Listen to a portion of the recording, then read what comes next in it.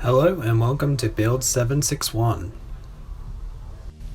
I'm proud to announce that you can finally make NPCs and assign them different stats and levels. As well as this, you can assign them weapons as well as the spawn rate for spawning in those weapons. As well as this, you can also set the AIs as well as if they are hostile or not.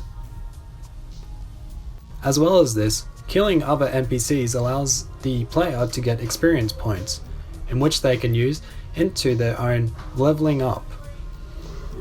Leveling up different levels allows the player to be able to either run faster or jump higher, as well as have a luck effect which might give critical hits to their bullets that they're firing. As well as this, leveling up different attributes can also have an influence on the different skills. As well as this, character animations are now in place.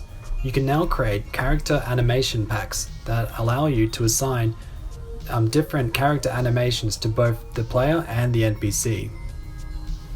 Before, we were getting a lot of response that the previous character animation toolkit wasn't good enough to create various animations, and that animators as well as people who know how to create animations should find it a lot easier to use. The dialog box can now be changed, including changing the font or also the different textures. We found that a lot of people wanted to be able to change the dialog system but weren't able to, so now you can. A range of different fonts can be selected, as well as different image textures, as well as changing the default image that appears. Cell properties have now been given a new menu, allowing users to be able to find things such as changing the background music or changing the name of the cell to be much easier now.